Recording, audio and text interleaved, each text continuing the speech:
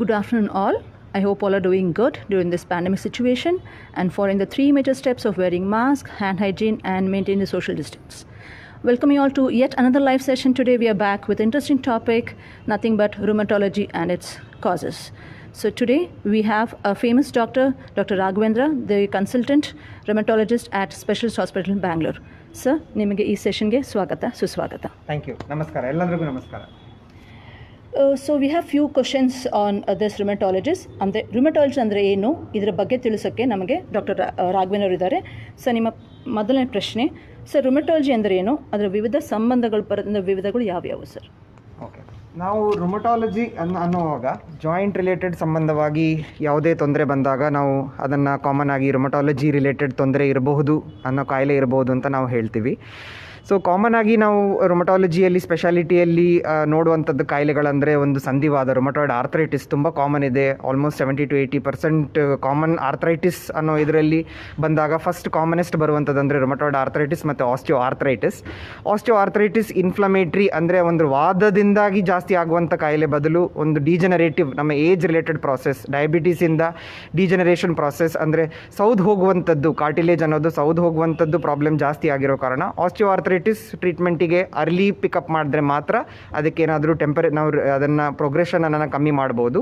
But ಸಂಧಿವಾದ absolutely 70-80% ನಾವು ಮೆಡಿಸಿನ್ಸಲ್ಲಿ control ಮಾಡಿ almost cure ಮಾಡೋ ಪೊಸಿಷನಿಗೂ ಸಹ ಮೆಡಿಸಿನ್ಸಿಂದ ಮಾಡೋ ಶಕ್ತಿಗಳು ಇದೆ. ಅದು ಬಿಟ್ಟು ಬೇರೆ ಸೋರಿಯಾಸಿಸ್ ಇದ್ದವರಿಗೆ ಕಾಮನ್ ಆಗಿ ನಾವು ನಮ್ಮ OPDಸಲ್ಲಿ ನೋಡುವಂಥದ್ದು ಅಂದರೆ ಸೋರಿಯಾಸಿಸ್ ಇದ್ದವರು ಜಾಯಿಂಟ್ ಸಿಂಪ್ಟಮ್ಸ್ ಬಂದಾಗ ಸೋರಿಯಾಸಿಸಿಂದ ಆಗಿರ್ಬೋದಾ ಇಲ್ಲ ಅಂತ ಅವರಿಗೆ ಗೊತ್ತಿರೋದಿಲ್ಲ. ಬಟ್ ಸೋರಿಯಾಸಿಸ್ ಇಂದಾಗಿ ಸಹ ಕೂಡ ಜಾಯಿಂಟ್ ರಿಲೇಟೆಡ್ ಪ್ರಾಬ್ಲಮ್ ಬರುವ ಸಾಧ್ಯತೆ ಇದೆ. ತುಂಬ ಸಿವಿಯರ್ ಆಗಿ ಜಾಯಿಂಟ್ ಡ್ಯಾಮೇಜ್ ಆಗುವಂಥ ಸಾಧ್ಯತೆ ಕೂಡ ಇದೆ. ತುಂಬ ಫಾಸ್ಟಾಗಿ ಡ್ಯಾಮೇಜ್ ಆಗುವಂಥ ಸಾಧ್ಯತೆ ಕೂಡ ಇದೆ.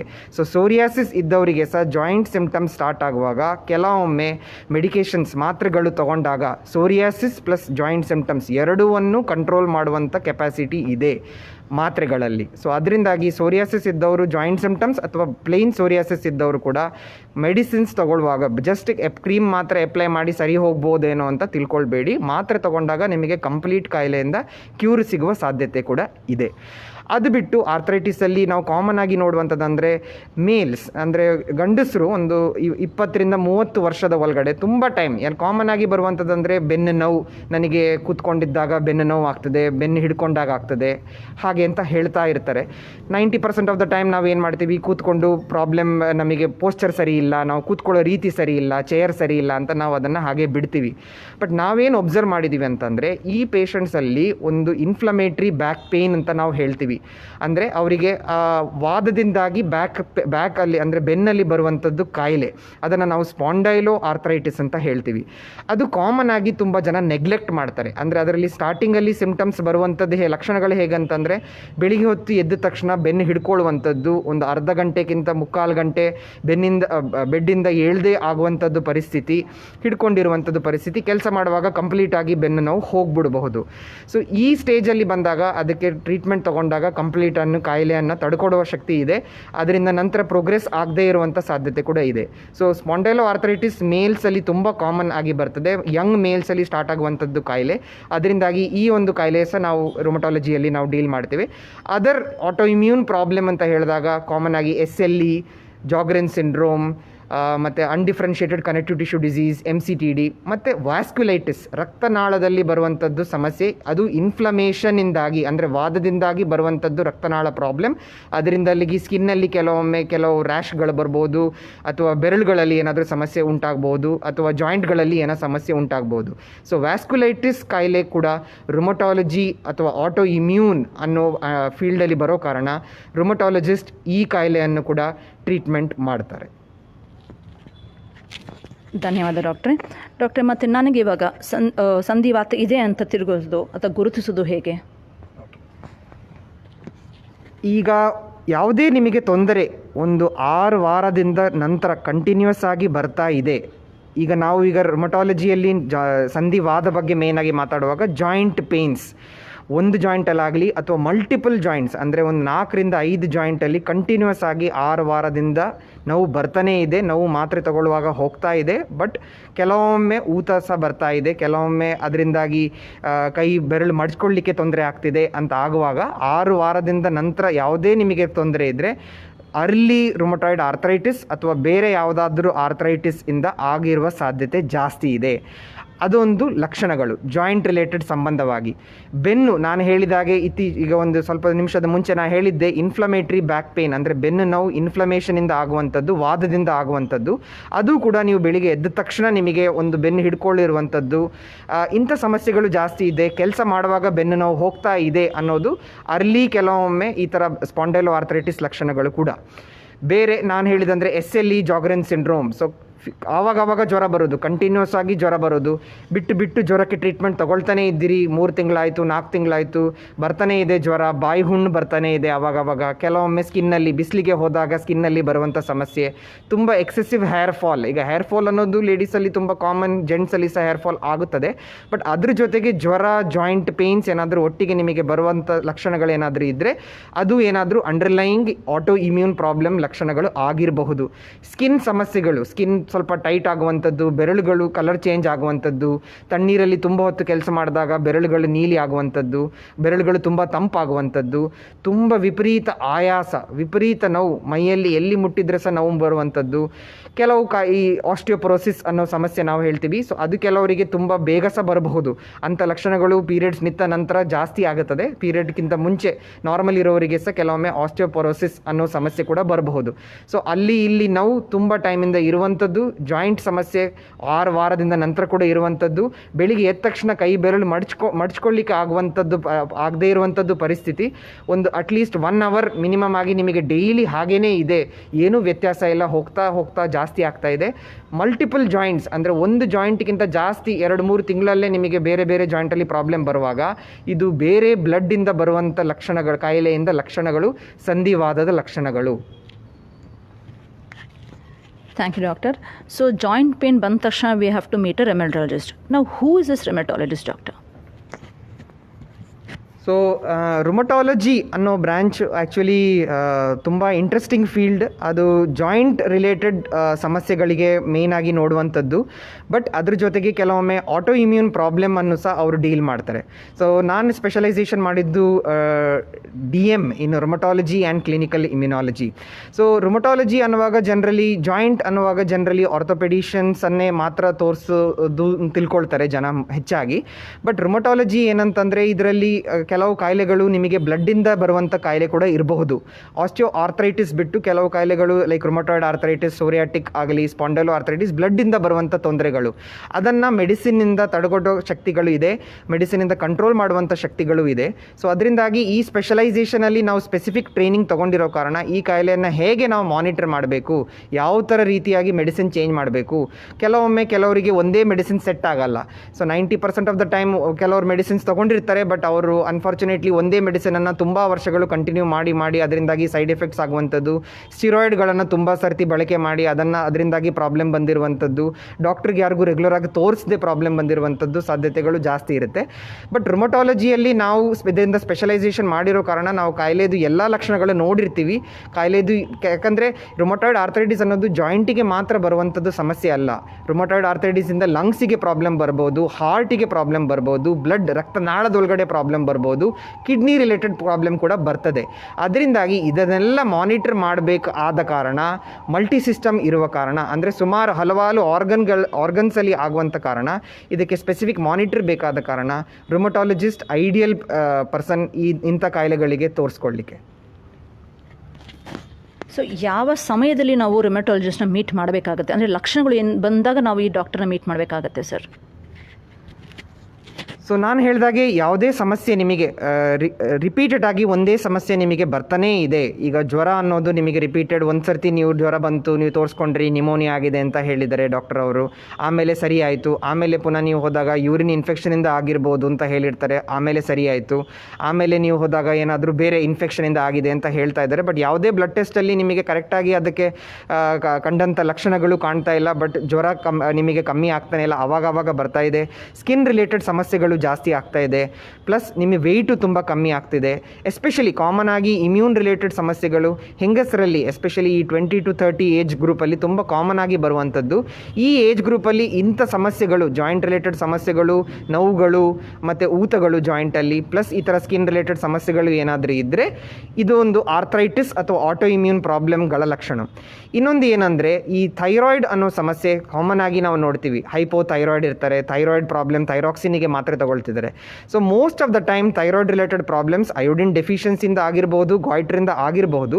ಬಟ್ ಕೆಲವರಿಗೆ ಅದರಲ್ಲಿ ಇಮ್ಯೂನ್ ತೊಂದರೆಯಿಂದ ಕೂಡ ಥೈರಾಯ್ಡ್ ಪ್ರಾಬ್ಲಮ್ ಬರ್ತದೆ. ಸೊ ಅಂಥವರಿಗೆ ಆಲ್ರೆಡಿ ಒಂದು ಇಮ್ಯೂನ್ ತೊಂದರೆ ಇದ್ದಾಗ ಇನ್ನೊಂದು ಆಟೋ ಇಮ್ಯೂನ್ ಪ್ರಾಬ್ಲಮ್ ಇರುವ ಸಾಧ್ಯತೆ ಜಾಸ್ತಿ ಇರ್ತದೆ.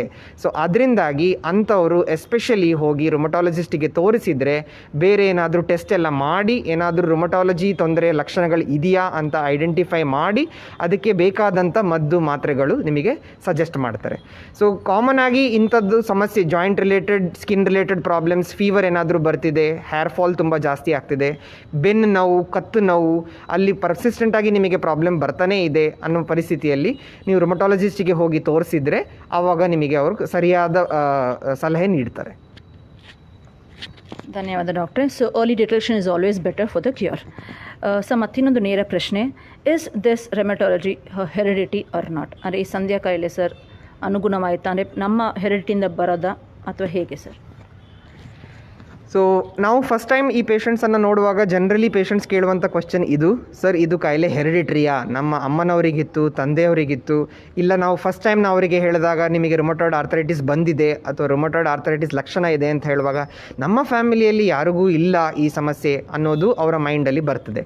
ಬಟ್ ನಾವು ಹೇಳೋದು ಹೇಗೆ ಅಂದರೆ, ಕಾಮನ್ ಆಗಿ ನೀವು ನೋಡುವಾಗ ಡಯಾಬಿಟೀಸ್ ಅಥವಾ ನೀವು ಹೈಪರ್ ಟೆನ್ಷನ್ ಆಗಲಿ ಅದಕ್ಕೆ ಸ್ವಲ್ಪ ಹೆರಿಡಿಟ್ರಿ ಕಾಂಪೊನೆಂಟ್ ಸ್ವಲ್ಪ ಜಾಸ್ತಿ ಇರ್ತದೆ. ಅಂದರೆ ಆಲ್ಮೋಸ್ಟ್ 40% ತಂದೆ ತಾಯಿ ಇಬ್ಬರು ಡಯಾಬಿಟಿಕ್ ಇದ್ದಾಗ 40% ಚಾನ್ಸಸ್ ಜಾಸ್ತಿ ಇರ್ತದೆ. ಈ ಕಾಯಿಲೆ ಕೂಡ ಒಂದು ಲೆವೆಲಲ್ಲಿ ಜೀನ್ಸಿಂದ ಬರುವಂಥದ್ದು. ಜೀನ್ಸ್ ಈಸ್ ಇಂಪಾರ್ಟೆಂಟ್ ಈ ಕಾಯಿಲೆ ಸ್ಟಾರ್ಟ್ ಆಗಲಿಕ್ಕೆ. ಕೆಲವು ಕಾಯಿಲೆಗಳು ಜೀನ್ಸಿಂದ ಬರೋದಿಲ್ಲ, ಎಸ್ಪೆಷಲಿ ನಾವು ಪೋಸ್ಟ್ ವೈರಲ್ ಅಂದರೆ ವೈರಸ್ಸಿಂದ ನಂತರ ಬಂದಂಥ ಕಾಯಿಲೆಗಳು ನಾವು ನೋಡ್ತೀವಿ. ಅದೆಲ್ಲ ಆ್ಯಕ್ಚುಲಿ ಯಾವುದೇ ಅವರಿಗೆ ಹೆರಿಡಿಟ್ರಿ ಆದ ಲಕ್ಷಣಗಳು ಏನೂ ಇರುವುದಿಲ್ಲ. ಏನಂತ ನಾವು ಹೇಳ್ತೀವಿ ಅಂದರೆ 100% ಎಲ್ಲ ಫ್ಯಾಮಿಲಿ ಮೆಂಬರ್ಸಿಗೆ ಇದು ಇರಬೇಕು ಅಂತ ಲಕ್ಷಣಗಳು ಇಲ್ಲ. ಕೆಲವೊಮ್ಮೆ ತಾತ ಮುತ್ತಾತರಿಗೆ ಇರಬಹುದು, ಅದರ ನಂತರ 2 ಜನರೇಷನ್ ನಂತರ ನೆಕ್ಸ್ಟ್ ಫ್ಯಾಮಿಲಿ ಮೆಂಬರ್ಗೆ ಬರಬಹುದು. ಕೆಲವರಿಗೆ ಅಥವಾ ಫ್ಯಾಮಿಲಿಯಲ್ಲಿ ಒಂದೇ ಒಂದು ಜಾಯಿಂಟಲ್ಲಿ ಮಾತ್ರ ಸಮಸ್ಯೆ ಇದ್ದಿರಬಹುದು, ಮತ್ತೆ ನೆಕ್ಸ್ಟ್ 2 ಜನರೇಷನ್ ನಂತರ ಮಲ್ಟಿಪಲ್ ಜಾಯಿಂಟ್ಸ್ ಅಂದರೆ ಸುಮಾರು ಜಾಯಿಂಟ್ಸಲ್ಲಿ ಒಂದೇ ಸರ್ತಿಗೆ ಬರುವ ಲಕ್ಷಣಗಳು ಸಹ ಇರ್ತವೆ. ಸೊ ಅದು ನೀವು 100% ಅದನ್ನು ನೀವು ಹೆರಿಡಿಟ್ರಿ ಅಂತ ಹೇಳಕ್ಕೆ ಆಗಲ್ಲ. ಬಟ್ ಡೆಫಿನೆಟ್ಲಿ ಅದರಲ್ಲಿ ಜೆನೆಟಿಕ್ ಅಂದರೆ ಜೀನ್ಸಿಂದ ಬರುವಂಥ ಲಕ್ಷಣಗಳು ಇದೆ. ನಿಮಗೆ ಜೆನೆಟಿಕ್ ಆ ಜೀನ್ಸ್ ಬಂದಿದ್ದರೆ ಬೇರೆ ಯಾವುದಾದ್ರೂ ಕ್ರಿಮಿ ಅಂದರೆ ವೈರಸ್ ಬಂದಾಗ ಅಥವಾ ಬೇರೆ ಏನಾದರೂ ಸಮಸ್ಯೆಯಿಂದಾಗಿ ನಿಮ್ಮ ಇಮ್ಯೂನ್ ಸಿಸ್ಟಮ್ ಚೇಂಜ್ ಆಗುವಾಗ ಈ ಥರ ಕಾಯಿಲೆಗಳು ಉಂಟಾಗಿಕೊಳ್ಳುತ್ತದೆ. ಸೊ ಡೆಫಿನೆಟ್ ಆಗಿ ಹೆರಿಡಿಟ್ರಿ ಇದೆ, ಬಟ್ 100% ಹೆರಿಡಿಟ್ರಿಯಲ್ಲಿ ಕಂಟಿನ್ಯೂ ಆಗ್ತದೆ ಅಂತ ಹೇಳುವ ಯಾವ ಸಾಧ್ಯತೆ ಕೂಡ ಇಲ್ಲ. Thank you doctor. ಮತ್ತು ಈ ಸಂಧಿವಾತ ರೋಗಗಳು ಸಂಪರ್ಕದಿಂದ ಹರಡುವ ಚಾನ್ಸಸ್ ಇದೆಯಾ?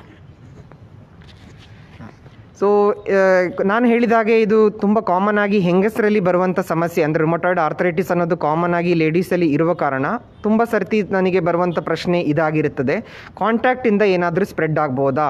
ನಾನು ನನ್ನ ಮಗುವಿಗೆ ಹಾಲು ಕುಡಿಸ್ತಾನೆ ಅಥವಾ ನಾನು ಊಟ ಮಾಡಿ ಹಾಕ್ತಿದ್ದಾನೆ ಅಥವಾ ನನ್ನ ಹಸ್ಬೆಂಡ್ ಒಟ್ಟಿಗೆ ಸಂಪರ್ಕ ಮಾಡುವಾಗ ಏನಾದರೂ ಅವರಿಗೆ ಬರ್ಬೋದಾ ಅನ್ನೋ ಒಂದು ನನಗೆ ಪ್ರಶ್ನೆ ಯಾವಾಗಲೂ ಬರ್ತದೆ. ಪ್ಲಸ್ ಕೆಲವೊಮ್ಮೆ ಈ ಥರ ಆಟೋ ಇಮ್ಯೂನ್ ಪ್ರಾಬ್ಲಮ್ಸಲ್ಲಿ ಕೆಲವು ಕಾಯಿಲೆಗಳಿದೆ, ಅದರಲ್ಲಿ ಸ್ಕಿನ್ನಲ್ಲಿ ಕೆಲವೊಮ್ಮೆ ತುಂಬ ಸ್ಕಿನ್ ಬ್ಲ್ಯಾಕ್ ಆಗುವಂಥದ್ದು, ಕಪ್ಪಾಗುವಂಥದ್ದು, ವೆಯ್ಟ್ ಲಾಸ್ ತುಂಬ ಜಾಸ್ತಿ ಆಗುವಂಥದ್ದು, ಕೆಲವು ಅಂದರೆ ಬಾಯಿಯಲ್ಲಿ ಅಲ್ಸರ್ ಬರುವಂಥದ್ದು, ಸ್ಕಿನ್ನಲ್ಲಿ ಪ್ರಾಬ್ಲಮ್ಸ್ ಇರೋ ಕಾರಣ ಇದೇನಾದರೂ ನನ್ನಿಂದ ಬೇರೆಯವರಿಗೆ ಹರಡಬಹುದಾ ಅಂತ ಸಮಸ್ಯೆ ಅವರಿಗೆ ಮೈಂಡಲ್ಲಿ ಬರ್ತಾ ಇರ್ತದೆ. ಆವಾಗವಾಗ ಅವರಿಗೆ ಏನೋ ಒಂದು ಅದರಿಂದಾಗಿ ಪ್ರಾಬ್ಲಮ್ ಅವರು ಅನುಭವಿಸ್ತಿರ್ತಾರೆ. ಬಟ್ ನಾನು ಹೇಳೋ ಪ್ರಕಾರ ಈ ಥರ ಯಾವುದೇ ಸಮಸ್ಯೆಗಳು ನಿಮಗೆ ಅಂದರೆ ಈ ಥರ ರುಮಟಾಯ್ಡ್ ಆರ್ಥರೈಟಿಸ್ ಆಗಲಿ, ಸೋರಿಯಾಟಿಕ್ ಆರ್ಥರೈಟಿಸ್ ಆಗಲಿ ಅಥವಾ ಸ್ಪಾಂಡೈಲೋ ಆರ್ಥರೈಟಿಸ್ ಆಗಲಿ, SLE ಆಗಲಿ, ಯಾವುದೇ ಕಾಯಿಲೆಗಳು ಈ ಥರ ಕಾಂಟ್ಯಾಕ್ಟಿಂದ ಸ್ಪ್ರೆಡ್ ಆಗುವಂಥದ್ದು ಅಲ್ಲ. ಅಂದರೆ ಯಾರಿಗಾದರೂ ಡೈರೆಕ್ಟ್ಲಿ ಹರಡುವಂಥದ್ದು ಸಾಧ್ಯತೆ ಏನು ಇರುವುದಿಲ್ಲ ಈ ಕಾಯಿಲೆಗಳಲ್ಲಿ. ಕೆಲವು ಇನ್ಫೆಕ್ಷನಿಂದ ಕೆಲವರಿಗೆ ಜಾಯಿಂಟ್ ಪ್ರಾಬ್ಲಮ್ಸ್ ಬರ್ತದೆ, ಅದು ಗೋನೋಕಾಕಸ್ಸಿಂದ ಆಗಿರ್ಬೋದು, ಬೇರೆ ಯಾವುದಾದ್ರೂ ಬ್ಯಾಕ್ಟೀರಿಯಾದಿಂದ ಆಗಿರ್ಬೋದು.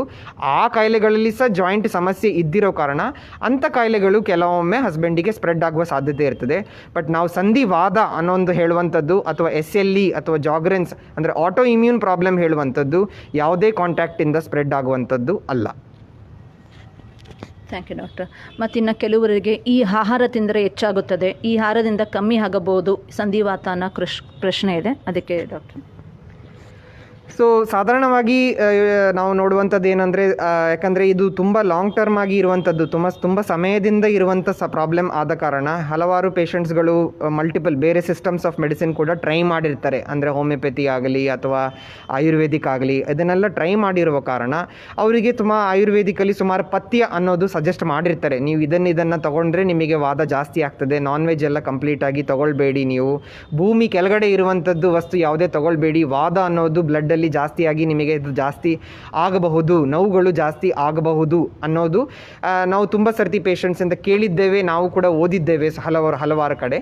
ಬಟ್ ಅಲೋಪತಿ ಅಂದರೆ ನಾವು ಸೈಂಟಿಫಿಕ್ ಎವಿಡೆನ್ಸ್ ಬೇಸ್ಡಲ್ಲಿ ನೋಡುವಾಗ ಇಂಥದ್ದು ಯಾವುದೇ ಆ ಥರ ಆಹಾರದಲ್ಲಿ ನೀವು ತಗೊಂಡಾಗ ಜಾಸ್ತಿ ಆಗುವಂಥದ್ದು ಸಮಸ್ಯೆ ಸಾಧಾರಣದಾಗಿ ಸಂಧಿವಾದದಲ್ಲಿ ಆಗಲಿ ಅಥವಾ ಬೇರೆ ಯಾವುದು ವಾದದಲ್ಲಿ ಇರುವುದಿಲ್ಲ. ಗೌಟಿ ಆರ್ಥ್ರೈಟಿಸ್ ಅಂದರೆ ಗೌಟ್, ಸೀರಮ್ ಯೂರಿಕ್ ಆ್ಯಸಿಡ್ ಅನ್ನುವಂಥದ್ದು ಬ್ಲಡ್ಡಲ್ಲಿ ಅಂಶ ಜಾಸ್ತಿಯಾಗಿ ಅದು ಸೀರಮ್ ಯೂರಿಕ್ ಆ್ಯಸಿಡ್ ಅನ್ನುವಂಥದ್ದು ಜಾಯಿಂಟಲ್ಲಿ ಹೋಗಿ ಸೇರಿದಾಗ ಆರ್ಥ್ರೈಟಿಸ್ ಅನ್ನೋ ಲಕ್ಷಣ ಉಂಟಾಗ್ತದೆ. ಆ ಆರ್ಥ್ರೈಟಿಸಲ್ಲಿ ಮಾತ್ರ ಕೆಲವು ಆಹಾರಗಳ ರೆಸ್ಟ್ರಿಕ್ಷನ್ ನಾವು ಹೇಳ್ತೀವಿ. ಈ ಆಹಾರ ಅಂದರೆ ಪ್ಯೂರಿನ್ ಜಾಸ್ತಿ ಇರುವಂಥ ಆಹಾರ ನೀವು ಅವಾಯ್ಡ್ ಮಾಡಬೇಕು, ರೆಡ್ ಮೀಟ್ ಅವಾಯ್ಡ್ ಮಾಡಬೇಕು, ಬಿಯರ್ ಇಂಟೇಕ್ ಅವಾಯ್ಡ್ ಮಾಡಬೇಕು, ಕೋಲಾ ಡ್ರಿಂಕ್ಸ್, ಫ್ರಕ್ಟೋಸ್ ಇರುವಂಥದ್ದು ಯಾವುದೇ ಆಹಾರಗಳು ನಾವು ಅವಾಯ್ಡ್ ಮಾಡಿ ಅಂತ ಹೇಳ್ತೀವಿ. ಬಟ್ ಯಾವುದೇ ಆಹಾರದಲ್ಲಿ ಅಂದರೆ ಭೂಮಿ ಕೆಳಗಡೆ ಇರುವಂಥದ್ದು ಬಟಾಟೆ ಆಗಲಿ ಕಾಳುಗಳಾಗಲಿ ಅದರಲ್ಲೆಲ್ಲ ಯಾವುದೇ ಸೈಂಟಿಫಿಕ್ ಎವಿಡೆನ್ಸ್ ಯಾವುದು ಇಲ್ಲ. ಈ ಸಂಧಿವಾದವನ್ನು ಇನ್ಕ್ರೀಸ್ ಮಾಡುವಂಥದ್ದಾಗಲಿ ಅಥವಾ ಸ್ಪಾಂಡೈಲೋ ಆರ್ಥ್ರೈಟಿಸ್ ಅನ್ನೋಂಥದ್ದು ಇನ್ಕ್ರೀಸ್ ಮಾಡುವಂಥದ್ದಾಗಲಿ ಅಥವಾ ಬೇರೆ ಯಾವುದೇ ಆಟೋ ಇಮ್ಯೂನ್ ಪ್ರಾಬ್ಲಮನ್ನು ಇನ್ಕ್ರೀಸ್ ಮಾಡುವಂಥದ್ದು ಯಾವುದು ಆಹಾರದಲ್ಲಿ ಜಾಸ್ತಿ ಆಗುವಂಥದ್ದು ಪ್ರಾಬ್ಲಮ್ ಯಾವುದರಲ್ಲೂ ಇಲ್ಲ. ಅದಕ್ಕೆ ಯಾವುದಕ್ಕೂ ಸೈಂಟಿಫಿಕ್ ಎವಿಡೆನ್ಸ್ ಏನೂ ಇಲ್ಲ. ಆಹಾರದಲ್ಲಿ ನಾವು ಜಾಸ್ತಿ ಆ್ಯಂಟಿ ಆಕ್ಸಿಡೆಂಟ್ಸ್ ಅಥವಾ ಒಮೆಗಾ 3 ಫ್ಯಾಟಿ ಆ್ಯಸಿಡ್ಸ್, ನೀರು ಕರೆಕ್ಟ್ ಟೈಮಲ್ಲಿ ತಗೊಳ್ಳುವಂಥದ್ದು, ಕ್ಯಾಲ್ಶಿಯಂ, ವೈಟಮಿನ್ ಡಿ ರೆಗ್ಯುಲರ್ ಆಗಿ ತಗೊಳ್ಳುವಂಥದ್ದು, ಎಕ್ಸಸೈಸ್. ಇದರಿಂದಾಗಿ ಏನಾಗ್ತದೆ ಅಂದರೆ ನಮ್ಮ ಬಾಡಿಯಲ್ಲಿ ಆ್ಯಂಟಿ ಆಕ್ಸಿಡೆಂಟ್ ಕೆಪಾಸಿಟಿ ಜಾಸ್ತಿ ಆಗ್ತದೆ. ಆ್ಯಂಟಿ ಆಕ್ಸಿಡೆಂಟ್ಸ್ ಜಾಸ್ತಿ ಆದಾಗ ನಿಮ್ಮ ಕಾಮನ್ ಲ್ಯಾಂಗ್ವೇಜಲ್ಲಿ ನಾವು ಹೇಳೋದಂದ್ರೆ ವಾದ ಅನ್ನೋದು ನೀವು ಹೇಗೆ ಅಂಶದಲ್ಲಿ ಫುಡ್ಡಿಂದ ಬರ್ತದೆ ಅಂತ ಹೇಳ್ತೀವಿ, ಆ ಅಂಶಗಳು ಸ್ವಲ್ಪ ಕಮ್ಮಿ ಆಗುವ ಸಾಧ್ಯತೆ ಇದೆ, ರೋಗ ಲಕ್ಷಣಗಳು ಕಮ್ಮಿ ಆಗುವ ಸಾಧ್ಯತೆ ಕೂಡ ಇದೆ. ಅದರಿಂದಾಗಿ ನಾವು ವೈಟಮಿನ್ ಡಿ ಅನ್ನೋ ಸೇವನೆಯನ್ನು ನಾವು ರೆಗ್ಯುಲರ್ ಆಗಿ ಪೇಷಂಟ್ಸಿಗೆ ಕಂಟಿನ್ಯೂಸ್ ಆಗಿ ತಗೊಳ್ಳಿ ಅಂತ ಸಜೆಸ್ಟ್ ಮಾಡ್ತೀವಿ. ಸೊ ಅದು ನೀವು ರುಮಟಾಲಜಿಸ್ಟಿಗೆ ಕನ್ಸಲ್ಟ್ ಆದಾಗ ಹೇಗೆ ತಗೊಳ್ಬೇಕು, ಏನು ಮಾಡಬೇಕು, ಎಷ್ಟು ಡೋಸಲ್ಲಿ ತಗೊಳ್ಬೇಕು ಅಂತ ಅವರು ನಿಮಗೆ ಅದ್ರ ಬಗ್ಗೆ ಸಲಹೆ ಕೊಡ್ತಾರೆ. ಆಹಾರದಲ್ಲಿ ಜಾಸ್ತಿ ಪ್ರೋಟೀನ್ ಪ್ಲಸ್ ನೀರು ಚೆನ್ನಾಗಿ ಮತ್ತು ಕ್ಯಾಲ್ಶಿಯಂ ಇದ್ದಂಥದ್ದು ರಾಗಿ ಆಗಲಿ ಅಂಥದ್ದು, ಹಾಲಿನ ಪದಾರ್ಥಗಳು, ಕೆಲವು ಮೊಸರು ಅಂಥದ್ದೆಲ್ಲ ತೊಗೊಳ್ಬಾರ್ದು, ಅದರಿಂದಾಗಿ ಪ್ರಾಬ್ಲಮ್ ಜಾಸ್ತಿ ಆಗ್ಬೋದು ಅಂತ ಹೇಳ್ತಾರೆ. ಬಟ್ ಇದರಲ್ಲೆಲ್ಲ ಕ್ಯಾಲ್ಶಿಯಂ ಕಂಟೆಂಟ್ ಜಾಸ್ತಿ ಇರೋ ಕಾರಣ ನಾವು ಅದನ್ನು ಸೇವನೆ ಮಾಡಬಹುದು ಅನ್ನೋ ಸಜೆಷನ್ ನಾವು ಕೊಡ್ತೀವಿ. ಮತ್ತೊಂದು ಕ್ವಶನ್, ಈ ಕೆಲವು ಪದಾರ್ಥಗಳನ್ನ ಅವಾಯ್ಡ್ ಮಾಡಬೇಕು ಅಂತಂದಲ್ಲ, ಅದು ಆ ದಿನಗಳಿಗೆ ಮಾತ್ರನ ಸಹ ಅಥವಾ ಲೈಫ್ ಲಾಂಗ್ ಅವ್ರು ಅವಾಯ್ಡ್ ಮಾಡಬೇಕಾಗತ್ತಾ ಕೆಲವು ಪದಾರ್ಥಗಳನ್ನು?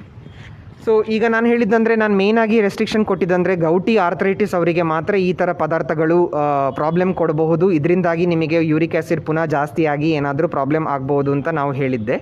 ಅದರಲ್ಲಿ ಏನಂತಂದರೆ ಈಗ ಕಾಯಿಲೆ ಜಾಸ್ತಿ ಇರುವಾಗ ಅದರ ರೆಸ್ಟ್ರಿಕ್ಷನ್ ಡೆಫಿನೆಟ್ ಆಗಿ ಮಾಡಬೇಕಾಗತ್ತೆ. ಕೆಲವರಿಗೆ ಯೂರಿಕ್ ಆ್ಯಸಿಡ್ ಬೇರೆ ಪ್ರಾಬ್ಲಮ್ಗಳಿಂದ ಸಹ ಕೂಡ ಜಾಸ್ತಿ ಆಗಿರಬಹುದು. ಅಂದರೆ ಕಿಡ್ನಿ ಪ್ರಾಬ್ಲಮ್ ಸಮಸ್ಯೆ ಇದ್ದವರಿಗೆ ಅಥವಾ ಬೇರೆ ಏನಾದರೂ ಕ್ಯಾನ್ಸರ್ ಇದ್ದವರಿಗೆ ಅಥವಾ ಬೇರೆ ವೆಯ್ಟ್ ತುಂಬ ಜಾಸ್ತಿ ಇದೆ ಅಥವಾ ತುಂಬ ತೂಕ ಜಾಸ್ತಿ ಇದೆ, ಕೊಲೆಸ್ಟ್ರಾಲ್ ಜಾಸ್ತಿ ಇದೆ, ಅಂಥವರಿಗೆಲ್ಲ ಯೂರಿಕ್ ಆ್ಯಸಿಡ್ ಸಮಸ್ಯೆಗಳು ಇರ್ತದೆ. ಸೊ ಅದರಲ್ಲಿ ಅವರು ಪ್ರೈಮರಿ ಪ್ರಾಬ್ಲಮ್ ಅಂದರೆ ಅವ್ರದ್ದು ತೂಕ ಜಾಸ್ತಿ ಇದ್ದವರು ಅವರ ತೂಕವನ್ನು ಕಡಿಮೆ ಮಾಡಿದರೆ ಯೂರಿಕ್ ಆ್ಯಸಿಡ್ ಪ್ರಾಬ್ಲಮ್ ಕಂಪ್ಲೀಟಾಗಿ ಸರಿ ಆಗ್ಬೋದು, ಅವರಿಗೆ ಕಂಟಿನ್ಯೂಸ್ ಆಗಿ ಮೆಡಿಕೇಷನ್ಸ್ ಬೇಕಾಗೋದಿಲ್ಲ. ಕಿಡ್ನಿ ಪ್ರಾಬ್ಲಮ್ ಇದ್ದವರಿಗೆ ಕೆಲವರಿಗೆ ಯೂರಿಕ್ ಆ್ಯಸಿಡ್ ಕಂಟಿನ್ಯೂಸ್ ಆಗಿ ಜಾಸ್ತಿ ಇರುವ ಸಾಧ್ಯತೆ ಇರುತ್ತೆ, ಅಂಥವರಿಗೆ ಮೆಡಿಕೇಷನ್ಸ್ ಜಾಸ್ತಿ ಬೇಕಾಗ್ಬೋದು, ಯೂರಿಕ್ ಆ್ಯಸಿಡ್ ಮೆಡಿಕೇಷನ್ಸ್ ಕಮ್ಮಿ ಕಂಟಿನ್ಯೂಸ್ ತಗೊಳ್ಬೇಕಾಗ್ಬೋದು.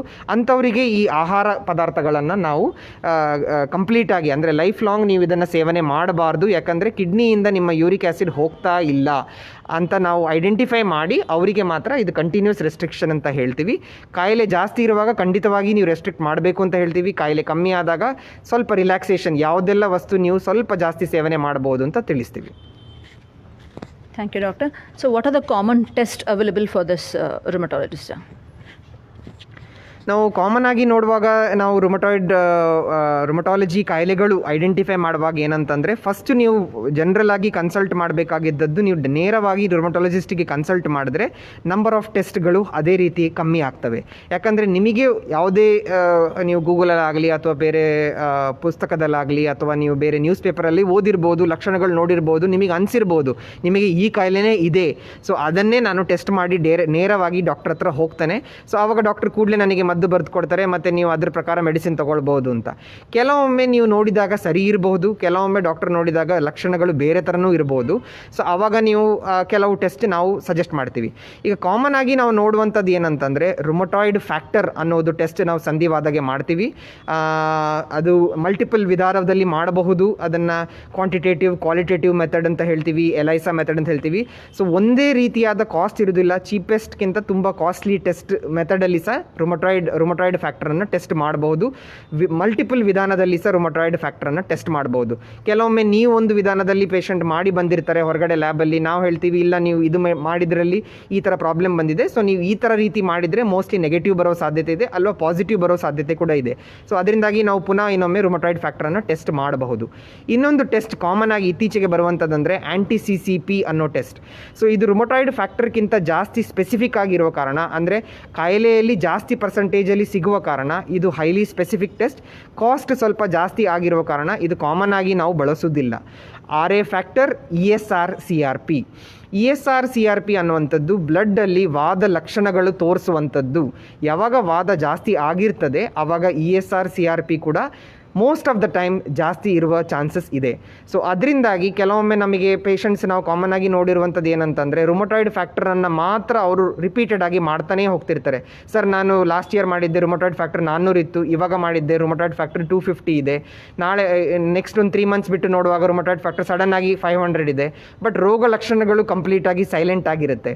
ಸೊ ನಾವು ಏನು ತಿಳಿಸುವುದಂದರೆ, ರುಮಟಾಯ್ಡ್ ಫ್ಯಾಕ್ಟರ್ ಅಥವಾ anti-CCP ಅನ್ನೋದು ನಾವು ಒನ್ಸ್ ಇನ್ ಎ ಟೈಮ್ ಮಾಡುವಂಥದ್ದು ಟೆಸ್ಟ್, ಡಯಾಗ್ನೋಸ್ ಮಾಡಲಿಕ್ಕೆ. ಸೊ ಅದನ್ನು ರಿಪೀಟೆಡ್ ಆಗಿ ಮಾಡುವಂಥದ್ದು ಅವಶ್ಯಕತೆ ಇಲ್ಲ. ESR-CRPಯಲ್ಲಿ ನಾವು ಕಾಯಿಲೆಯನ್ನು ಫಾಲೋ ಮಾಡ್ತೀವಿ, ಪೇಷಂಟ್ ನೋಡುವಾಗ ಜಾಯಿಂಟ್ಸ್ ಎಲ್ಲ ಹೇಗಿದೆ ಅಂತ ಫಾಲೋ ಮಾಡ್ತೀವಿ. ಸೊ ಇದು ಕಾಮನ್ ಆಗಿ ಬಳಸುವಂಥ ಟೆಸ್ಟ್. ಅದರ್ ಟೆಸ್ಟ್ ಇರುವಂಥದ್ದು serum uric acid, gout, arthritis ಅನ್ನು ಐಡೆಂಟಿಫೈ ಮಾಡುವಂಥದ್ದು. ANA ಅನ್ನೋ ಟೆಸ್ಟ್ ನಾವು ಯೂಸ್ ಮಾಡ್ತೀವಿ. ಆಟೋ ಇಮ್ಯೂನ್ ಬೇರೆ ಕಾಯಿಲೆಗಳು, ನಾನು ಹೇಳಿದಾಗೆ SLE, ಜಾಗರನ್ ಸಿಂಡ್ರೋಮ್, MCTD ಅನ್ನೋ ಆಟೋ ಇಮ್ಯೂನ್ ಕಾಯಿಲೆಗಳನ್ನು ಐಡೆಂಟಿಫೈ ಮಾಡಲಿಕ್ಕೆ ANA ಅನ್ನೋ ಟೆಸ್ಟ್ ಕೂಡ ಬಳಸ್ತೀವಿ. ಹಲವಾರು ಎಕ್ಸ್ರೇಗಳು ನಾವು ಬಳಸ್ತೀವಿ, MRI ಕೂಡ ಬಳಸ್ತೀವಿ. ಅಲ್ಟ್ರಾಸೌಂಡ್ ಮೊಡ್ಯಾಲಿಟಿ ಕೂಡ ಈ ನಡುವೆ ನಾವು ಯೂಸ್ ಮಾಡ್ತಿದ್ದೇವೆ. ಯಾಕಂದರೆ ಕೆಲವು ಕಾಯಿಲೆ ಲಕ್ಷಣಗಳು ನಾವು ಮುಟ್ಟಿ ನೋಡಿದಾಗ ನಮಗೆ ಗೊತ್ತಾಗೋದಿಲ್ಲ. ಕೆಲವೊಮ್ಮೆ ಆರ್ಥರೈಟಿಸ್ ಸೈಲೆಂಟಾಗಿ ಜಾಯಿಂಟ್ ಒಳಗಡೆ ಮಾತ್ರ ನಡೀತಾ ಇರಬಹುದು, ಅದನ್ನು ಎಕ್ಸ್ರೇಯಲ್ಲಿ ಕಾಣಿಸ್ಕೊಳ್ಳೋದಿಲ್ಲ. ಎಕ್ಸ್ರೇಯಲ್ಲಿ major of the time bones ಮಾತ್ರ ಕಾಣಿಸ್ಕೊಳ್ಳಿಸ್ತದೆ. ಬಟ್ ಈ ಥರ ಸಾಫ್ಟ್ ಟಿಶ್ಯೂ ಅಥವಾ ಸೈನೋವಿಯಮ್, ಕಾರ್ಟಿಲೇಜ್ ಅನ್ನೋ ಪೋರ್ಷನಲ್ಲಿ ಬರುವಂಥದ್ದು ಕಾಯಿಲೆ ಮೆಜಾರಿಟಿ ಆರ್ಥರೈಟಿಸ್ ಇರುವ ಕಾರಣ ಈ ಲಕ್ಷಣಗಳು ಅದರಲ್ಲಿ ಕಾಣಿಸ್ಕೊಳ್ದೇ ಇರೋ ಕಾರಣ ಅಲ್ಟ್ರಾಸೌಂಡ್ ಮೊಡಾಲಿ ಕೂಡ ಯೂಸ್ ಮಾಡ್ತೀವಿ. ಈ ಮೊಡಾಲಿಟಿ ನಾವು ಸ್ಪೆಷಲಿಸ್ಟಲ್ಲಿ ಸಹ ಕೂಡ ಯೂಸ್ ಮಾಡ್ತಿದ್ದೀವಿ. ಸೊ ಆ ಥರ ಅದರಿಂದಾಗಿ ನಾವು ಕಾಯಿಲೆಯನ್ನು ಮಾನಿಟರ್ ಕೂಡ ಮಾಡಲಿಕ್ಕೆ ಆಗ್ತದೆ. ಸೊ ಅಲ್ಟ್ರಾಸೌಂಡ್ ಕೂಡ ಇನ್ನೊಂದು ಮೊಡಾಲಿಟಿ ಆರ್ಥರೈಟಿಸನ್ನು ಫಾಲೋ ಅಪ್ ಮಾಡಲಿಕ್ಕೆ. ಅದರಿಂದ ನೆಕ್ಸ್ಟ್ ಫರ್ದರ್ ಆಗಿರುವಂಥದ್ದು MRI. ಸೊ ವೈದ್ಯರು ಹೇಳಿದ ಹಾಗೆ ಮೊದಲು ವೈದ್ಯರನ್ನು ಭೇಟಿ ಮಾಡಿ ಅದ ನಂತರ ಪರೀಕ್ಷೆಗೊಳ್ಳೋದು ಉತ್ತಮ. ಸೊ ಮತ್ತು ಈ ಸಂಧಿವಾತ ಟ್ರೀಟ್ಮೆಂಟ್ಗಳು ಯಾವ್ಯಾವು ಮತ್ತು ಅದರ ಡ್ಯೂರೇಷನ್ ಎಷ್ಟು ದಿನ ಆಗ್ಬೋದು ಸರ್? ಸೊ ಈ ಕಾಯಿಲೆಗಳು ತುಂಬ ವೆರೈಟಿ ಇರುವ ಕಾರಣ, ಅಂದರೆ ಆರ್ಥರೈಟಿಸಲ್ಲೇ ಒಂದು 10-15 ವೆರೈಟಿ ಇರುವ ಕಾರಣ ಕೆಲವೊಮ್ಮೆ ನಾವು ಏನು ನೋಡ್ತೀವಿ ಅಂದರೆ ಪೋಸ್ಟ್ ವೈರಲ್ ಆರ್ಥರೈಟಿಸ್. ತುಂಬ ಹಲವಾರು ಪೇಷಂಟ್ಸಿಗೆ ಆ್ಯಕ್ಚುಲಿ ನಾವು ಅದನ್ನು ನಿಮಗೆ ಪೋಸ್ಟ್ ವೈರಲ್ ಆರ್ಥರೈಟಿಸ್ ಇದೆ ಅಂತ ಹೇಳ್ತೀವಿ. ಕಾಮನ್ ಆಗಿ ನಾವು 2015, 2017 ನಂತರ ನೋಡ್ತಿರೋದು 2011 ಒಮ್ಮೆ ಆಗಿತ್ತು, ಎಲ್ಲರಿಗೂ ಅನುಭವಿಸಿದ್ದೀರಾ ಚಿಕನ್ ಗುನ್ಯಾ ಆರ್ಥರೈಟಿಸ್ ಅನ್ನೋದು. ಸೊ ಚಿಕನ್ ಗುನ್ಯಾ ಕೂಡ ವೈರಸ್ಸಿಂದ ಬಂದ ಕಾರಣ ಅದನ್ನು ಕೂಡ ಪೋಸ್ಟ್ ಚಿಕನ್ ಗುನ್ಯಾ ಆರ್ಥರೈಟಿಸ್ ಅಂತ ಹೇಳ್ತೀವಿ. ಕೆಲವರಿಗೆ ಅಂದರೆ ಚಿಕನ್ ಗುನ್ಯಾ ಬಂದವರಿಗೆ ಆರ್ಥರೈಟಿಸ್ ಸಮಸ್ಯೆ ಕಂಟಿನ್ಯೂಯಸ್ ಆಗಿ ಹೋಗ್ತಾನೆ ಇರಬಹುದು. ಜಾಯಿಂಟ್ ಬೇರೆ ಬೇರೆ ಜಾಯಿಂಟ್ಗಳಿಗೆ ಸಹ ಬರಬಹುದು. ಅದು ತದನಂತರ ಆರ್ಥರೈಟಿಸಿಗೆ ಅದು ಸಂಧಿವಾದಕ್ಕೆ ಸಹ ಕೂಡ ಚೇಂಜ್ ಆಗುವ ಲಕ್ಷಣಗಳು ಕೂಡ ಇರ್ತದೆ. ಸೊ ಅದರಿಂದಾಗಿ ಚಿಕನ್ ಗುನ್ಯಾ ಆರ್ಥರೈಟಿಸ್ ಇರುವ ಪೇಷಂಟ್ ಕೂಡ ಒಂದೇ ಸರ್ತಿ ಮೆಡಿಸಿನ್ ತಗೊಂಡು ನನಗೆ ಸರಿಯಾಗಿದೆ, ಆಮೇಲೆ ಜಾಯಿಂಟ್ ಪೇಯ್ನ್ ಅಲ್ಲಿ ಮಾತ್ರ ಬರ್ತಾ ಇದೆ ಅಥವಾ ಬೇರೆ ಜಾಯಿಂಟಲ್ಲಿ ಸಹ ಬರುವಾಗ ಅದು ಸಂಧಿವಾದಕ್ಕೆ ಸಹ ಚೇಂಜ್ ಆಗಿರೋ ಲಕ್ಷಣಗಳು ಕೂಡ ಇರಬಹುದು. ಅದಕ್ಕೆ ಟೆಸ್ಟ್ ಮಾಡಿದ ನಂತರ ಅದಕ್ಕೆ ಮೆಡಿಸಿನ್ ಮೆಡಿಸಿನ್ಸ್ ಕೊಡಲಾಗುತ್ತದೆ. ಪೋಸ್ಟ್ ವೈರಲ್ ಆರ್ಥರೈಟಿಸ್ ಅನ್ನೋದು ಟೆಂಪರರಿ, ಅದು ಒಂದು ಮ್ಯಾಕ್ಸಿಮಮ್ ನಿಮಗೆ 6ರಿಂದ 8 ವಾರದಲ್ಲಿ ಮೆಜಾರಿಟಿ 80 to 90% ಪೇಷಂಟ್ಸಲ್ಲಿ ಕಂಪ್ಲೀಟಾಗಿ ಕ್ಯೂರ್ ಆಗುವಂಥದ್ದು. ರಿಮೈನಿಂಗ್ 10 to 20% ಆಲ್ರೆಡಿ ಅವರಿಗೆ ಬ್ಲಡ್ಡಲ್ಲಿ ಪ್ರಾಬ್ಲಮ್ ಇರುವ ಕಾರಣ 6 months to 1 year continuous medications ಬೇಕಾಗಬಹುದು. ಅಂಥವರಿಗೆ ನಾವು ಮೆಡಿಕೇಷನ್ಸ್ ಶಾರ್ಟ್ ಟರ್ಮ್ ಅಂತ ಹೇಳ್ತೀವಿ. ಸಂಧಿವಾದದವರಿಗೆ ಈಗ ಕಾಯಿಲೆ ಉಂಟಾಗಿದಷ್ಟೇ, ಈಗ ಕಾಯಿಲೆ ಉಂಟಾಗುವ ಲಕ್ಷಣಗಳು ನಿಮಗೆ ಸ್ಟಾರ್ಟಿಂಗಲ್ಲಿ ಒಂದು ಜಾಯಿಂಟಲ್ಲಿ ಮಾತ್ರ ನಿಮಗೆ ಊತ ಬರ್ಬೋದು, ನೋವು ಬರ್ಬೋದು, ಒಂದು 2-3 ದಿವಸ ಮಾತ್ರೆ ತೊಗೊಂಡಾಗ ಕಂಪ್ಲೀಟಾಗಿ ಸರಿ ಆಗ್ಬೋದು. 2-3-4 ತಿಂಗಳ ನಂತರ ಬೇರೆ ಜಾಯಿಂಟಲ್ಲಿ ಬರ್ಬೋದು. ಆರಂಭವಾಗಿ ಹೀಗೇ ಸಂಧಿವಾದ ನಡೀತಾ ಇರ್ತದೆ 2ರಿಂದ 3 ವರ್ಷ. ತದನಂತರ ಅದು ಬೇರೆ ಬೇರೆ ಜಾಯಿಂಟಲ್ಲಿ ಒಂದೇ ಸರ್ತಿಗೆ ಬರುವಂಥ ಲಕ್ಷಣಗಳಿರ್ತದೆ. ಸೊ ನೀವು ಸ್ಟಾರ್ಟಿಂಗಲ್ಲೇ ನೀವು ಈಗ ಬಂದಾಗ ರುಮಟಾಲಜಿಸ್ಟ್ ಹತ್ರ ನಾವು ಯಾವ ಸ್ಟೇಜಲ್ಲಿ ಇದ್ದೀರಾ ನೋಡಿಕೊಂಡು ಮೆಡಿಸಿನ್ ಸ್ಟಾರ್ಟ್ ಮಾಡಿದಾಗ 6ರಿಂದ 8 ವಾರದಲ್ಲೇ ಕಂಪ್ಲೀಟ್ ಕಾಯಿಲೆ ಸೈಲೆಂಟ್ ಆಗಿ ಕಂಪ್ಲೀಟ್ ರಿಕವರಿ ಕೂಡ ಆಗಬಹುದು ಸಂಧಿವಾದ ಇದ್ದರೆ ಕೂಡ. ಅದೇ ವಿಸಿಟಲ್ಲಿ ನೀವು ಕಂಟಿನ್ಯೂಸ್ ಮೆಡಿಕೇಷನ್ಸ್ ಬೇಕಾಗ್ತದೆ ಅಂತ ನಾವು ಹೇಳುವುದಿಲ್ಲ, ಲೈಫ್ ಲಾಂಗ್ ನಿಮಗೆ ಮೆಡಿಕೇಷನ್ಸ್ ಬೇಕಾಗ್ತದೆ ಅಂತ ಹೇಳುವುದಿಲ್ಲ. ಬಟ್ ನಿಮಗೆ ಕಾಯಿಲೆ ಬಂದು 5-6 ವರ್ಷ ಆಗಿದೆ, ಜಾಯಿಂಟ್ಸ್ 10ರಿಂದ ಮೇಲೆ ಜಾಯಿಂಟ್ಸಲ್ಲಿ ಪ್ರಾಬ್ಲಮ್ ಬಂದಿದೆ, ಮೆಡಿಕೇಷನ್ ತೊಗೊಂಡಾದ ನಂತರ ನೀವು ಕಮ್ಮಿ ಆಗಿದೆ ಅಂತಂದರೆ, ಫಾಲೋಅಪಲ್ಲಿ ಇದ್ದೀರಾ ಅಂದರೆ ನಾವು ಡೋಸ್ ಕೂಡ ಕಮ್ಮಿ ಮಾಡಿ ಆದಷ್ಟು ಕಮ್ಮಿ ಮಾತ್ರೆಯಲ್ಲಿ ನಿಮ್ಮನ್ನು ಇಟ್ಟು ಮೆಡಿಸಿನ್ಸನ್ನು ಚೆನ್ನಾಗಿ ನಿಮಗೆ ಕೆಲಸ ಮಾಡಲಿ, ವಾದ ಜಾಸ್ತಿ ಆಗದೇ ಇರಲಿ ಅಂತ ನೋಡ್ಕೊಳ್ತೀವಿ. ಅದರಿಂದಾಗಿ ನೀವು ರುಮಟಾಲಜಿಸ್ಟ್ ಹತ್ರ ಫಾಲೋಅಪ್ ಇದ್ದರೆ ತುಂಬ ಅರ್ಲಿಯಾಗಿ ಬಂದು ನೀವು ಕಾಯಿಲೆ ನಿಮ್ಮದು ಗೊತ್ತಾಗಿದ್ದರೆ ನೀವು ಮೆಡಿಸಿನ್ ತಗೊಂಡಾಗ ಕಂಪ್ಲೀಟ್ ಕ್ಯೂರ್ ಆಗುವ ಸಾಧ್ಯತೆ ಕೂಡ ಇದೆ. ಸರ್, ಕೊನೆಯ ಪ್ರಶ್ನೆ, ಈ ಸಂಧಿವಾತ ಗುಣಮುಖರಾಗಬಹುದಾ? ಸೊ ನಾನು ಹೇಳಿದಾಗೆ ಈ ಪೋಸ್ಟ್ ವೈರಲ್ ಆರ್ಥರೈಟಿಸ್ ಅಥವಾ ವೆರಿ ಅರ್ಲಿ ರುಮಟಾಯ್ಡ್ ಆರ್ಥರೈಟಿಸ್ ಅವರು ಈಗ ಪ್ರೆಸೆಂಟ್ಲಿ ಇರುವ ಕಾಯಿಲೆ ಮೆಡಿಸಿನ್ಸಲ್ಲಿ ಪ್ಲಸ್ ಟೆಸ್ಟಿಂಗ್ ಮೊಡ್ಯಾಲಿಟೀಸ್ ಅವೈಲೇಬಲ್ ಇರುವ ಕಾರಣ ತುಂಬ ಮೈನ್ಯೂಟಾಗಿ ಕಾಯಿಲೆ ಲಕ್ಷಣಗಳನ್ನು ಐಡೆಂಟಿಫೈ ಮಾಡಿ ನಾವು ಮಾತ್ರೆ ಕೊಟ್ಟಾಗ ಕಂಪ್ಲೀಟಾಗಿ ಕಾಯಿಲೆ ಸೈಲೆಂಟ್ ಆಗುವ ಸಾಧ್ಯತೆ ಇದೆ. ಅದರ ನಂತರ ಕ್ಯೂರ್ ಆಗುವ ಸಾಧ್ಯತೆ ಕೂಡ ಇದೆ. ಬಟ್ ಅದರ ನಂತರ ಫಾಲೋಅಪ್ ಇರಬೇಕಾಗಬಹುದು. ಸೊ ನೀವು ರುಮಟಾಲಜಿಸ್ಟ್ ಹತ್ರ ತೋರಿಸಿದ್ರೆ ನಿಮಗೆ ಕಾಯಿಲೆ ಮೆಡಿಸಿನ್ಸ್ ಕಂಪ್ಲೀಟ್ ಸ್ಟಾಪ್ ಮಾಡಿ ಯಾವಾಗ ನೀವು ಫಾಲೋಅಪ್ಪಿಗೆ ಬರಬೇಕು. 3 ತಿಂಗಳಲ್ಲಿ ಒಂದು ಸರ್ತಿ ಆಗಲಿ 6 ತಿಂಗಳಲ್ಲಿ ಒಂದು ಸರ್ತಿ ಆಗಲಿ ನೀವು ಫಾಲೋಅಪ್ ಬೇಕಾಗಬಹುದು ಅಂತ ನಿಮಗೆ ರುಮಟಾಲಜಿಸ್ಟ್ ತಿಳಿಸ್ತಾರೆ. ಕಾಯಿಲೆದು ಯಾವುದೇ ಲಕ್ಷಣ ಮಾತ್ರೆ ಡೋಸ್ ಕಮ್ಮಿ ಮಾಡುವಾಗ ಬರಲಿಲ್ಲ, ಬ್ಲಡ್ ರಿಪೋರ್ಟ್ಸ್ ಚೆನ್ನಾಗಿದೆ, ನಿಮ್ಮದು ಎಕ್ಸ್ರೇ ಅಥವಾ ಬೇರೆ ಅಲ್ಟ್ರಾಸೌಂಡ್ ಮೊಡ್ಯಾಲಿಟಿ ನಾನು ಹೇಳಿದಾಗೆ ಯಾವುದೇ ಲಕ್ಷಣಗಳು ಕಾಯಿಲೆ ಜಾಸ್ತಿ ಆದಾಗೆ ಕಾಣದೇ ಇರುವಾಗ ನಾವು ಹೇಳ್ತೀವಿ ಇವಾಗ ಕಾಯಿಲೆ ಕಂಪ್ಲೀಟ್ ಗುಣವಾಗಿದೆ, ನೀವು ಫಾಲೋಅಪಲ್ಲಿರಿ, ವರ್ಷದಲ್ಲಿ ಒಂದು ಸರ್ತಿ 6 ತಿಂಗಳಲ್ಲಿ ಒಂದು ಸರ್ತಿ ಬಂದು ತೋರಿಸ್ತಾ ಇರಿ. ಏನಾದರೂ ಲಕ್ಷಣಗಳು ಬ್ಲಡ್ ರಿಪೋರ್ಟಲ್ಲಿ ಕಾಣಿಸ್ಕೊಂಡ್ರೆ ಕೆಲವೊಮ್ಮೆ ಕಂಟಿನ್ಯೂಸ್ ಮೆಡಿಕೇಷನ್ಸ್ ಕೊಡ್ತೀವಿ, ಇಲ್ಲ ಆವಾಗಲೂ ಕೂಡ ಹೀಗೆ ಟೆಂಪರರಿ ಮೆಡಿಕೇಷನ್ಸ್ ಕೊಟ್ಟು ಕಾಯಿಲೆಯನ್ನು ಕಂಟ್ರೋಲಲ್ಲಿ ಮಾಡಿ ಕ್ಯೂರ್ ಮಾಡೋ ಪಾಸಿಬಿಲಿಟಿ ಕೂಡ ನಾವು ಪೇಷಂಟ್ಸಿಗೆ ಕೊಡ್ತೀವಿ. ಸೊ ನಾನು ಮೆಡಿಸಿನ್ಸ್ ಹೇಳಿದಾಗ ಏನಂತಂದರೆ ಕಾಮನ್ ಆಗಿ ಯೂಸ್ ಮಾಡುವಂಥದ್ದು ನಾವು ಡಿಸೀಸ್ ಮಾಡಿಫೈಯಿಂಗ್ ಆ್ಯಂಟಿ ರೊಮ್ಯಾಟಿಕ್ ಏಜೆಂಟ್ಸ್ ಅಂತ ಕಾಮನ್ ಆಗಿ ಬಳಸ್ತೀವಿ. ಅದರಲ್ಲಿ ಕಾಮನ್ ಆಗಿ ಇರುವಂಥದ್ದು HCQS, ಮೆಥೋಟ್ರಿಕ್ಸೇಟ್, ಲೆಫ್ಲುನಮೈಡ್, ಸಲ್ಫಾಸಾಲಝೀನ್ ಇದೆಲ್ಲ ಮಾತ್ರೆಗಳು. ಸ್ಟಿರಾಯ್ಡ್ ಮತ್ತು NSAIDs ಕಾಮನ್ ಆಗಿ ಪೇನ್ ಕಿಲ್ಲರ್ ಅಂತ ಹೇಳುವಂಥದ್ದು. ತುಂಬ ಜನರಿಗೆ ಪೇನ್ ಕಿಲ್ಲರ್ ಸ್ಟಾರ್ಟಿಂಗಲ್ಲಿ ಕೊಟ್ಟಾಗ ಪೇನ್ ಕಿಲ್ಲರ್ ಯಾಕೆ ಕೊಡ್ತಿದ್ದಾರಲ್ಲ ಡಾಕ್ಟರ್, ಪೇನ್ ಇಲ್ಲದೆ ಇರುವಾಗ ಜಾಯಿಂಟ್ ಸಮಸ್ಯೆ ಕೂಡ ಸರಿ ಆಗಬಹುದಲ್ವೇ, ಸೊ ಡಾಕ್ಟರ್ ನಮ್ಮನ್ನು ಇದೇ ಥರ ಮದ್ದು ಕೊಟ್ಟು ನಮಗೆ ಕಾಯಿಲೆ ಕಂಟ್ರೋಲ್ ಮಾಡ್ತಿದ್ದಾರೆ ಏನೋ, ಸ್ಟಿರಾಯ್ಡ್ ಕೊಟ್ಟು ಕಾಯಿಲೆಯನ್ನು ಕಂಟ್ರೋಲ್ ಮಾಡ್ತಿದ್ದಾರೆ, ಸ್ಟಿರಾಯ್ಡ್ ಕಮ್ಮಿ ಆದಾಗ ಮೆಡಿಸಿನ್ಸ್ ಕಮ್ಮಿ ಆದಾಗ ಪುನಃ ಕಾಯಿಲೆ ಏನಾದರೂ ವಾಪಸ್ ಬರಬಹುದು, ತತ್ಕಾಲಕ್ಕೆ ಮಾತ್ರ ಮೆಡಿಸಿನ್ಸ್ ಕೊಟ್ಟಿದ್ದಾರೆ ಡಾಕ್ಟರ್, ಫ್ಯೂಚರ್ ನೋಡ್ಕೊಂಡು ಕೊಟ್ಟಿಲ್ಲ ಅಂತ ತುಂಬ ಸರ್ತಿ ನಮಗೆ ಪೇಷಂಟ್ಸ್ ಕೇಳ್ತಾರೆ. ಬಟ್ ಫಾಸ್ಟೆಸ್ಟ್ ಆ್ಯಕ್ಟಿಂಗ್ ಈ 2 ಮೆಡಿಕೇಷನ್ಸ್ ನಾವು ಯಾವುದು ನಿಮಗೆ ಮೇಜರಾಗಿ ವೇಗವಾಗಿ ರಿಲೀಫ್ ಕೊಡುವಂಥದ್ದರಲ್ಲಿ 2 ವಿಧವಾದ ಮೆಡಿಸಿನ್ಸ್ ಇರುವಂಥದ್ದು. ಒಂದು ಸ್ಟಿರಾಯ್ಡ್, ಒಂದು NSAIDs ಅಥವಾ ಕಾಮನ್ ಲ್ಯಾಂಗ್ವೇಜಲ್ಲಿ ನಾವು ಹೇಳುವಾಗ ಅದನ್ನು ಪೇನ್ ಕಿಲ್ಲರ್ ಅಂತ ಹೇಳ್ಬೋದು. ಯಾವುದೇ ರೊಮ್ಯಾಟಿಕ್ ಮೆಡಿಕೇಷನ್ಸ್ ಎಫೆಕ್ಟ್ ತೋರಿಸ್ಕೊಳ್ಳಿಕ್ಕೆ ಮಿನಿಮಮ್ ಆಗಿ 2ರಿಂದ 3 ವಾರ ತಗೊಳ್ಳುವ ಕಾರಣ ಆ ಒಂದು ಪೀರಿಯಡಿಗೆ ಮಾತ್ರ ನಾವು ಈ ಮೆಡಿಕೇಷನ್ ಸಜೆಸ್ಟ್ ಮಾಡ್ತೀವಿ. ಯಾವುದೇ ಪೇಷಂಟಿಗೆ ನಾವು ಲೈಫ್ ಲಾಂಗ್ ನೀವು ಸ್ಟಿರಾಯ್ಡ್ ಅಥವಾ ಪೇನ್ ಮೆಡಿಕೇಷನ್ ಯೂಸ್ ಮಾಡಿ ಅಂತ ಹೇಳುವುದಿಲ್ಲ. ಮ್ಯಾಕ್ಸಿಮಮ್ 2ರಿಂದ 3 ತಿಂಗಳು ಕಂಟಿನ್ಯೂಸ್ ಆಗಿ ಹೋಗ್ಬೋದು. ಆಮೇಲೆ ನಿಮ್ಮ ಕಾಯಿಲೆ ಲಕ್ಷಣಗಳು ಕಮ್ಮಿ ಆದ ಕೂಡಲೇ ಅಥವಾ ನಾವು ಆರ್ಥರೈಟಿಸ್ ಮೆಡಿಕೇಷನ್ ಕೊಟ್ಟದ್ದು ನಿಮಗೆ ಚೆನ್ನಾಗಿ ಎಫೆಕ್ಟಿವ್ ಆದ ನಂತರ ಸ್ಟಿರಾಯ್ಡ್ ಮತ್ತು ಪೇನ್ ಮೆಡಿಕೇಷನ್ಸ್ ಕಂಪ್ಲೀಟ್ಲಿ ಸ್ಟಾಪ್ ಮಾಡಿಬಿಡ್ತೀವಿ. ಅದನ್ನು ಪೇಷಂಟ್ಸ್ ಅದಕ್ಕೆ ದಯವಿಟ್ಟು ಕಂಟಿನ್ಯೂಸ್ ಆಗಿ ತಗೊಳ್ಬಾರ್ದು. ಡಾಕ್ಟ್ರನ್ನು ಮೀಟಾಗಿ ಕನ್ಸಲ್ಟ್ ಮಾಡಿದರೆ ಈ ಸಲಹೆ ನಾವು ತಿಳಿಸ್ತೀವಿ. ಯಾವುದೇ ಸೈಡ್ ಎಫೆಕ್ಟ್ ಆಗದೇ ಇರುವಾಗೆ ನಾವು ನೋಡ್ಕೊಳ್ತೀವಿ. ಅದಕ್ಕೆ ನಾವು ಕೆಲವೊಮ್ಮೆ ಸ್ಟಾರ್ಟಿಂಗ್ ಮೆಡಿಸಿನ್ ಸ್ಟಾರ್ಟ್ ಮಾಡಿದಾಗ ಒನ್ಸ್ ಇನ್ 6 ವೀಕ್ಸ್ ಅಥವಾ ಒನ್ಸ್ ಇನ್ 2 ಮಂತ್ಸ್ ನಾವು ಟೆಸ್ಟ್ ಹೇಳ್ತೀವಿ.